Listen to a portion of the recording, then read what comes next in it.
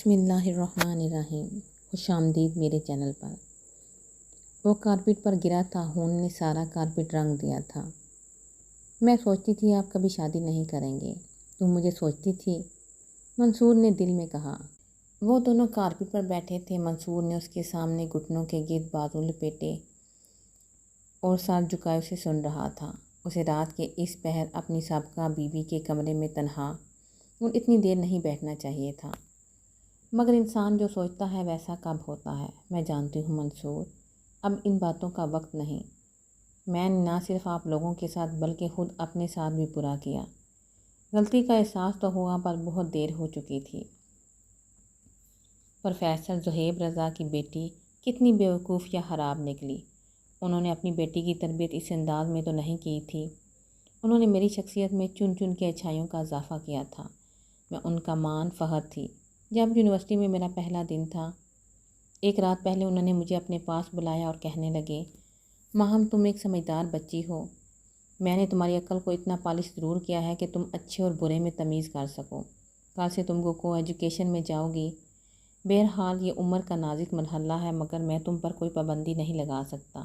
फिर हमारा मज़हब इस्लाम है, बालिग उम्र की बच्ची को एक हद तक आज़ादी देता है। मुझे यकीन है मेरी बेटी कभी इस आज़ादी का नाजायज़ इस्तेमाल नहीं करेगी। तुम चाहो तो अपनी मर्ज़ी से अपनी ज़िंदगी का हमसफ़र चुन लेना, मगर हमसफ़र ऐसा होना चाहिए एक बेटी का ज़िम्मेदार बाप होने की हैसियत से ज़ुहैब रज़ा के पास इनकार की गुंजाइश ना रहे।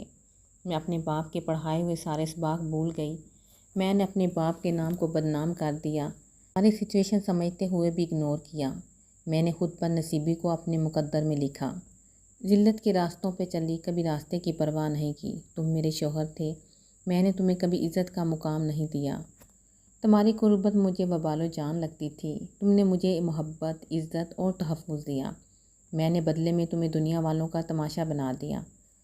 अपनी छोटी बहन का भी नहीं सोचा जो माँ के मरने के बाद मेरे साथ लग के सोती थी, जिसकी स्कूल जाते में लंच बॉक्स और पोनियाँ बनाती थी, जिसे मैं अदब व हिलाक के दर्स पढ़ाती थी। मैं उसे हमेशा अपनी जान से ज़्यादा अजीज़ रखा था। एक माँ की तरह उसे प्रोटेक्ट करती थी। मैं फिर इतनी सख्त दिल कठोर कैसे हो गई कि मेरी औलाद, मेरे अपने जने हुए बच्चे मेरे पैरों की जंजीर न बन सके। मुझे अपने 2 ढाई माह की बच्ची पे भी तरस ना आया। लोग औलाद के लिए तरसते हैं, जोलियाँ फैला फैला कर दुआएं मांगते हैं, और मैं बदबख्त इनकी कदर न कर सकी। कभी इन्हें सीने से नहीं लगाया, उनके लिए एक राग तक नहीं जागी, कभी फीडर नहीं बनाया, रोते हुए चुप नहीं करवाया। मैं गलती पे गलती करते तुम्हें बेखबर समझती रही। मेरे नज़दीक तुम मेरे बेवकूफ़ से ज़्यादा नहीं थे, जो अपनी इंसल्ट करवा के भी मेरे सामने झुकता था। तुम बेवकूफ़ नहीं थे, मजबूर थे।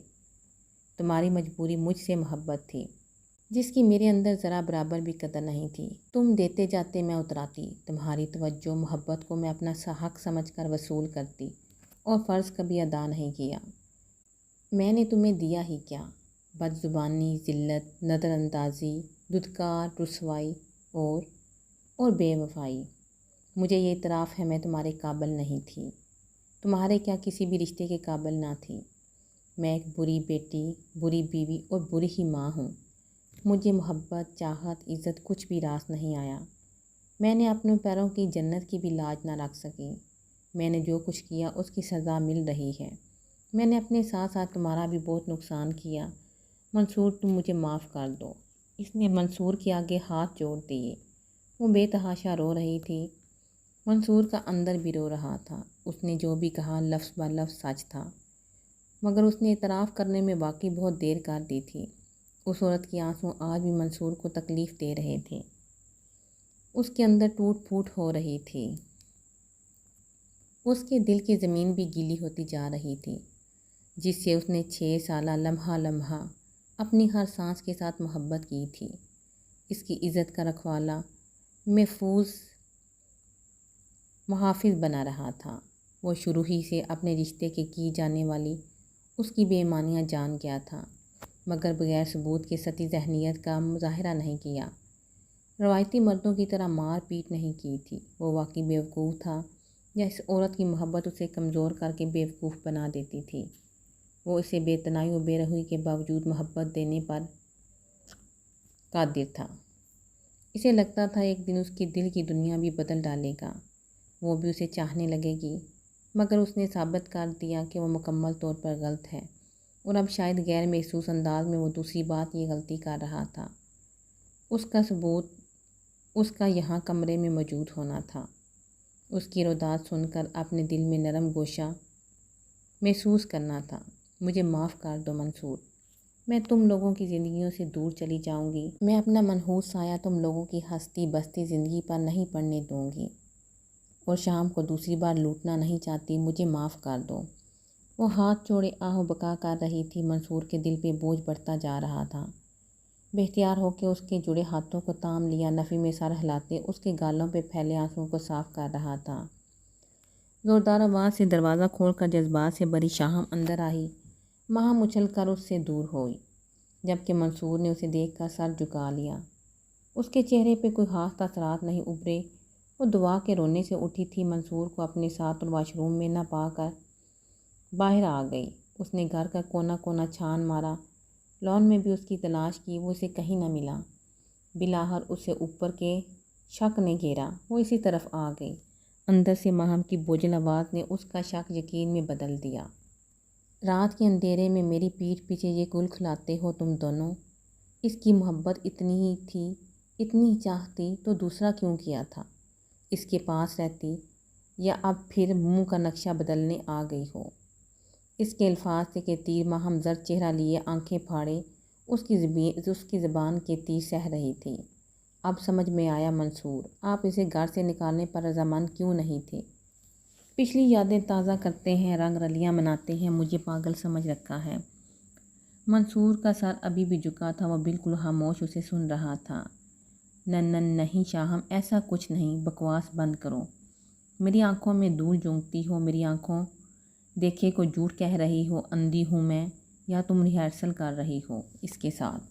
ماہم کی بات کاٹ کر وہ زور سے بولی، اس کا چہرہ سرخ ہو رہا تھا۔ اسے اسی لمحے کا ڈر تھا جو آ گیا تھا۔ وہ ماہم کے آ جانے سے منصور کی بڑھتی ہوئی توجہ سے آگاہ تھی۔ تم جیسی ناپاک ذلیل مردوں کو کھانے والی شریف گھروں میں نہ رہے تو ہی ٹھیک ہے۔ آپ سے تو میں بعد میں نپٹوں گی، تم اسی وقت نکلو یہاں سے۔ وہ اس کی طرف بڑھی اور اس کا بازو پکڑ لیا۔ منصور نے جھکے سر سے شاہم کا بازو پکڑ لیا۔ میرا بازو چھوڑو منصور، وہ منصور کی طرف منہ کر کے چیخی۔ وہ چپ چاپ اٹھ کھڑا ہوا، باری باری دونوں کو دیکھا، دوسرے ہاتھ میں شاہم کی کلائی پکڑی، ایک ہاتھ میں شاہم کا بازو تھا، دونوں کو الگ کر دیا۔ ماہم کہیں نہیں جائے گی، یہیں رہے گی۔ اس کی آنکھوں میں غصہ اور لہجے میں سنجیدگی تھی۔ یہ عورت یہاں نہیں رہے گی، میں تمہاری بیوی ہوں، میرا بھی حق ہے، جبکہ میں اپنے سارے فرائض پوری کرتی ہوں۔ میرا جی چاہے اسے اپنے گھر میں رکھوں یا باہر نکال دوں، تم مجھے نہیں روک سکتے۔ وہ اس کی آنکھوں میں آنکھیں ڈالے چبا چبا کر بولتی، آپ سے تم پر آ گئی۔ اس کے لیے اول روز سے یہ ناقابل برداشت تھی۔ وہ بہن کے ہونے کے ناطے اسے رعایت دے رہی تھی۔ تم بھول سکتے ہو، میں نہیں۔ اس گھر کو بچانے کے لیے میں نے کتنی قربانی دی۔ قربانی؟ کیسی قربانی؟ کس نے مانگی تھی تم سے قربانی؟ میں نے ہاتھ جوڑے تھے، تمہارے پاؤں میں گرا تھا کہ مجھ سے شادی کر لو، میرے بچوں کی ماں بن جاؤ۔ میں نے تمہیں خودکشی کی دھمکی دی تھی، میری غلطی ماہم نہیں تم ہو۔ اس کے جانے کے بعد تمہیں دھکے دے کر اس گھر سے نکالنا چاہیے تھا، مجھے تمہارے کردار پہ بھی شک کرنا چاہیے تھا، مگر میں نے ایسا کچھ نہیں کیا۔ تمہیں تحفظ دیا، مان دیا، تمہارا ہر طرح سے خیال رکھا، میری نرمی کا غلط مطلب لیا، مجھے بلیک میل کیا، میرے بچوں کی برین واشنگ کر کے انہیں ٹریپ کیا۔ میں نے تم سے کہا تھا مجھے ارسل سے ملواؤ، جسے تم نے اپنی محبت کا جاسا دے رکھا تھا، مگر تم نے نہیں ملوایا۔ تم نے اپنی منمانی کی، میرے پاس چلی آئی اپنے ایموشنل ڈائلاگز لے کر۔ تم سچی تھی تو جھوٹا میں بھی نہیں ہوں۔ میں کہوں گا مجھے ذاتی طور پر تمہاری ضرورت نہ تب تھی نہ اب ہے۔ میں ایسی بے وفا عورت کی یادوں کے ساتھ پوری زندگی بتا سکتا تھا جس میں آ کر تم نے حلل ڈالا۔ ہاں، مجھے اس کی قربت سے لگاؤ، تم خود پہ پہرے بٹھاؤ، میں نہیں۔ تمہیں بھی تو اس سے محبت ہے، اس کی یاد میں روتی ہو آج تک، بار بار اپنے عمل کی وضاحت دیتی ہو۔ قربانی؟ قربانی نہیں شاہم، قتل۔ تم قاتل ہو، اس شخص کے ارمانوں کی، اس کے خوابوں کی، اس کی زندگی کی۔ آئی نو کہ وہ ایک قدرتی حادثہ تھا، مگر اس کا سبب تم تھی۔ اگر یہ ناپاک ذلیل مردوں کو کھانے والی ہے تو تم بھی اسی کیٹیگری کی ہو، کم نہیں ہو اس سے۔ اس نے ماہم کی طرف اشارہ کر کے کہا۔ شاہم صدمے سے چور اسے سن رہی تھی۔ وہ شاہم کے بارے میں بالکل اتنا غلط نہیں سوچتا تھا۔ وہ اس سے محبت نہیں، عزت تو کرتا تھا۔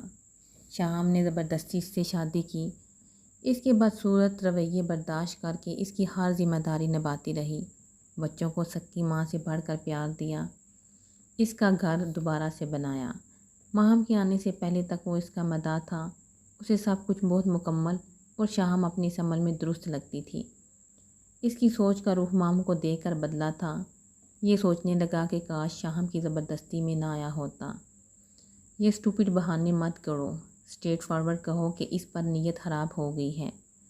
اس نے کچھ دیر بعد منصور کی گھٹیا سوچ کو حلق سے اتارتی وہ طنزیہ مسکراتی اس کے سامنے ڈٹ گئی۔ منصور نے پورے زور کا تھپڑ شاہم کے گال پر مار دیا۔ وہ اس کی جرأت پہ گال پہ ہاتھ رکھے اسے دیکھتی رہی۔ ماہم تب بھی خاموش تماشائی بنی کھڑی رہی۔ اس کی سمجھ میں نہیں آ رہا تھا وہ کسے چپ کرائے۔ میں بکواس کر رہی ہوں، تمہارے پاکیزہ کردار پہ الزام لگا رہی ہوں تو ٹھیک ہے، اگر تم سچے ہو تو اسے ابھی اسی وقت خود اس گھر سے نکالو۔ اس نے منصور کو چیلنج کیا۔ وہ اسے کسی صورت قابل قبول نہیں تھا۔ یہ تمہاری بہن ہے شاہم۔ وہ یکدم نرم پڑ گیا۔ میری بہن اسی روز مر گئی تھی جب اس نے میرے مرحوم باپ کی سالوں کی کمائی ہوئی عزت پر دنیا کو تھو تھو کرنے کا موقع دیا تھا۔ یہ بہن نہیں، ڈائن ہے۔ ڈائن بھی ساتھ کر چھوڑ کر وار کرتی ہے۔ میں تمہیں آخری دفعہ وارننگ دے رہی ہوں منصور، اگر تم اس خرافہ بازاری عورت کو گھر میں رکھو گے تو میں چلی جاؤں گی۔ وہ زور سے چلانے لگی۔ بکواس بند کرو۔ منصور نے غصے میں اسے بازو سے پکڑ کر سختی سے جھنجھوڑا۔ تم ہم دونوں کا تماشا کیا دیکھ رہی ہو؟ چلی کیوں نہیں جاتی بے شرم عورت؟ اس نے منصور سے اپنا آپ چھڑوا کر ماہم کو زور سے دھکا دیا۔ وہ بیڈ پر اوندے منہ گری۔ اس کا سر بیڈ کی دراز سے ٹکرایا اور خون نکلنے لگا۔ اس کی آنکھوں کے سامنے اندھیرا چھانے لگا۔ ماہم اس کا خون دیکھ کر منصور تڑپا۔ میں چلی جاؤں یا اسے باہر پھینکو گے؟ وہ گری ہوئی ماہم کو سنبھالنے لگا تو اس نے بازو سے کھینچ لیا۔ ہاں تم نکل جاؤ اس گھر سے، میری زندگی سے دور ہو جاؤ۔ وہ بے اختیار چلاتے ہوئے شاہم کو دھکے دینے لگا۔ اس کے حواس مکمل طور پر کام کرنا چھوڑ چکے تھے۔ ایسے نہیں جاؤں گی، ہمیشہ کے لیے نکالو، طلاق دے دو مجھے۔ اس کے دھکوں سے کارپٹ پر گری۔ شاہم روتے ہوئے کہہ رہی تھی۔ بہت غلط موقع پر اس نے غلط الفاظ بول دیے تھے۔ اس کی کھوپڑی الٹی ہوئی تھی۔ اس کے ذہن میں اس وقت ماہم کا بھوت سوار تھا جسے شاہم نے زخمی کر دیا تھا۔ تمہارا یہ شوق بھی پورا کر دیتا ہوں، میں تمہیں طلاق دیتا ہوں۔ شاہم کو لگا ساری دنیا تہس نہس ہو گئی ہے۔ اس کے گرد غبار اڑنے لگا۔ ماہم نے بمشکل سر کو اٹھایا۔ میں تمہیں طلاق دیتا ہوں۔ نہیں منصور۔ ماہم چلائی تھی۔ شاہم کارپٹ پہ گری ساکت تھی۔ میں تمہیں طلاق دیتا ہوں۔ وہ نہیں رکا تھا۔ نہیں نہیں، ماہم رونے لگی۔ وہ دونوں اس کا رونا سن رہے تھے۔ ایک دوسرے کے چہرے پہ طوفان کے آثار لگ رہے تھے۔ شہر خاموشہ میں 400 خاموشی کا راج تھا۔ کاشا کی میت ابھی دفن کی گئی تھی۔ غنی کے آفس کا سارا سٹاف، ملازمین اس کی نماز جنازہ میں شریک تھے۔ سب لوگ کھڑے دعائیں مغفرت کر رہے تھے۔ غنی دعا کے انداز میں ہاتھ اور سر جھکائے نیچے بیٹھا تھا، مگر دعا کے لیے اس کے لب نہیں ہل رہے تھے۔ اس کی آنکھیں رو رو کر سوجی ہوئی تھیں۔ دعا کر کے سب نے چہروں پہ ہاتھ پھیرے اور باری باری غنی کو دلاسا دینے کے انداز میں ہاتھ رکھ کر کندھے پہ قبرستان سے نکلنے لگے۔ گھر چلیں صاحب۔ سب لوگ جا چکے تو رحیم خان نے اسے یوں ہی بیٹھے دیکھ کر کہا، تم جاؤ میں آ جاؤں گا۔ اس کی آواز بہت بھاری اور بوجھل تھی۔ وہ کاشا کو اتنی جلدی چھوڑ کر نہیں جانا چاہتا تھا۔ اسے کاشا کی آواز بہت دور سے آتی ہوئی محسوس ہوئی۔ میں ٹین ایج میں ایک رائٹر کو پڑھتا تھا، میرا موسٹ فیورٹ رائٹر تھا، بہت سیکھا میں نے اس سے۔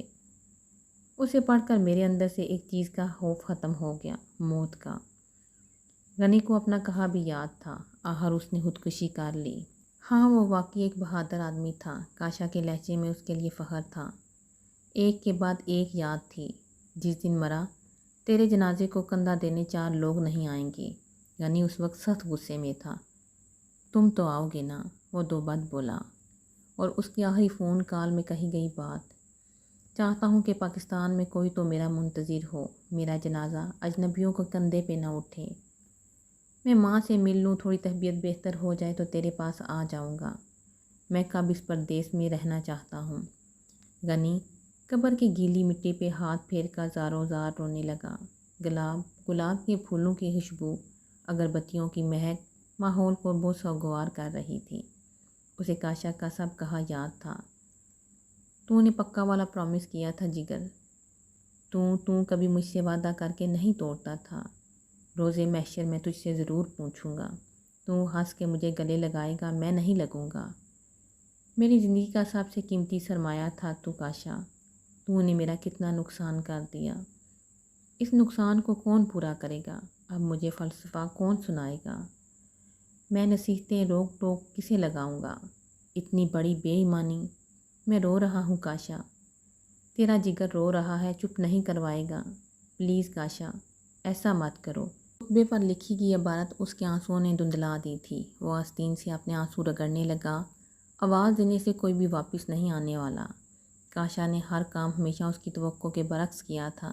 وہ اپنی ملاقات کے اول روز سے لے کر آخر تک اسے چونکاتا آیا تھا۔ لیلا نے غنی کو آخری رات کی اس کی اپنی ماں کے متعلق کی جانے والی گفتگو بتائی، جس سے غنی جان گیا تھا کہ یقیناً اس کی ماں کا رویہ اس کے ساتھ درست نہیں تھا۔ یہی وجہ تھی اس نے غلط قدم اٹھا لیا۔ اس کا پہیہ اپنی رفتار سے گھومتا رہتا ہے، یہ کسی کے لیے رکتا نہیں۔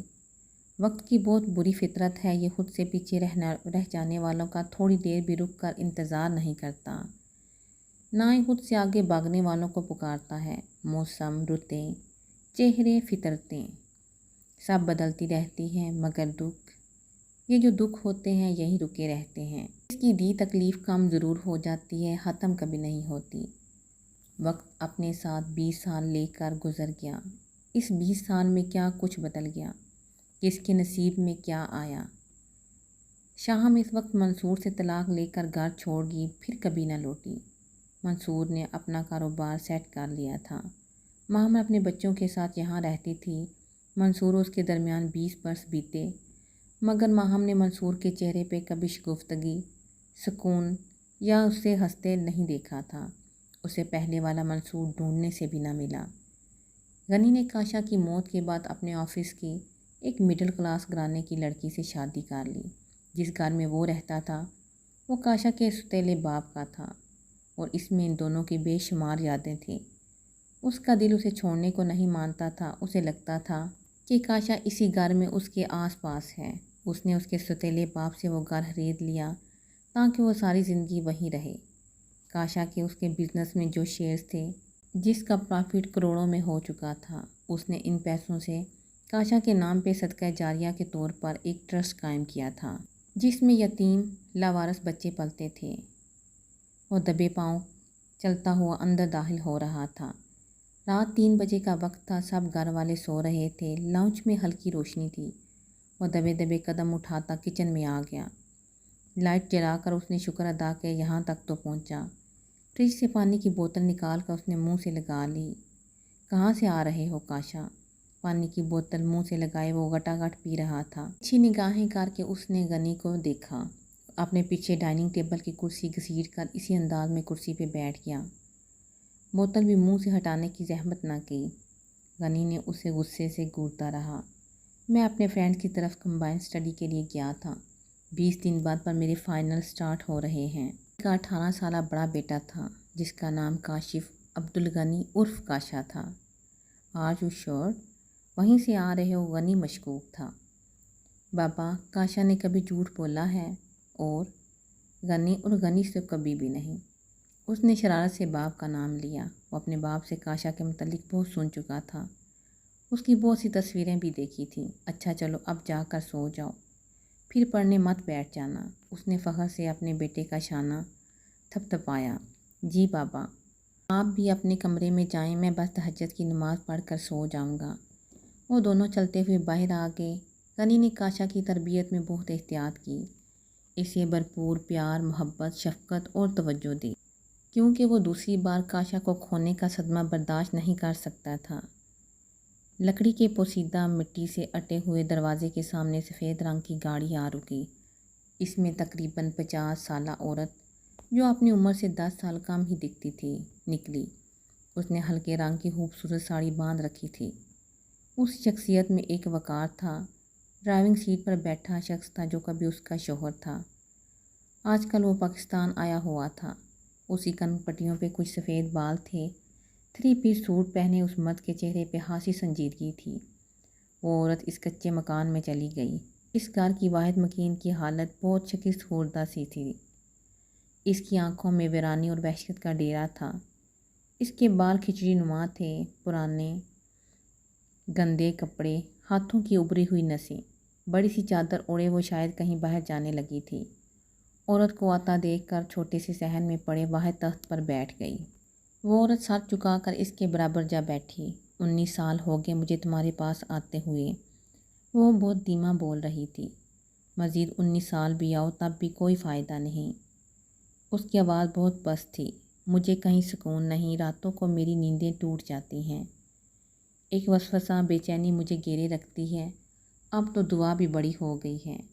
مجھے ایک ماں ہونے کے ناطے اس کے نصیب سے بہت ڈر لگتا ہے۔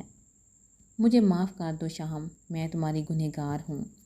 میں نے تمہیں اس حالت تک پہنچا دیا، مجھے معاف کر دو اور میرے ساتھ گھر چلو پلیز شاہم۔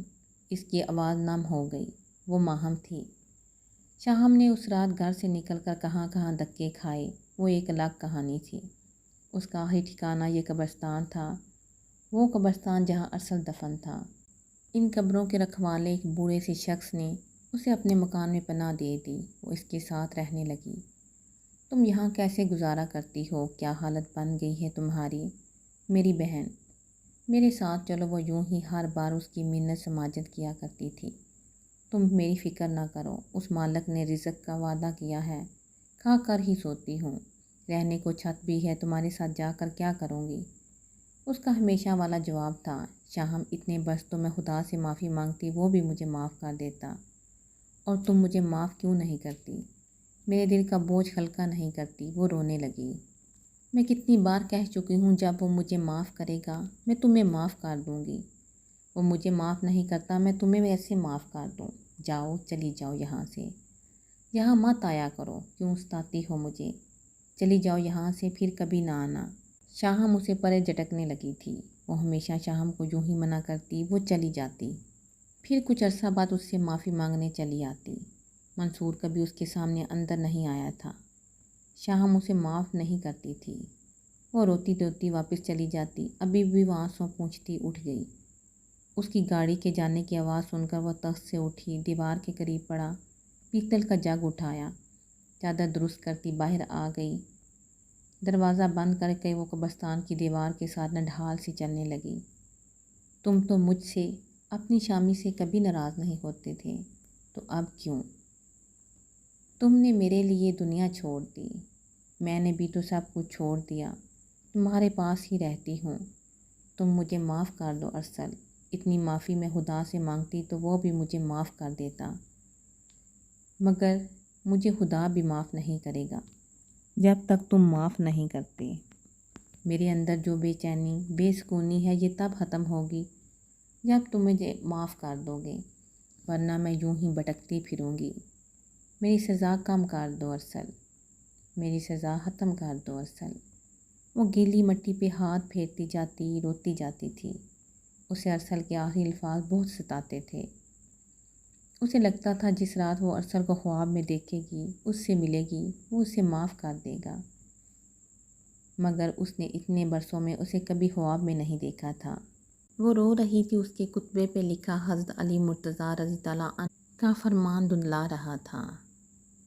میں نے اپنے ارادوں کے ٹوٹنے سے اپنے رب کو پہچانا۔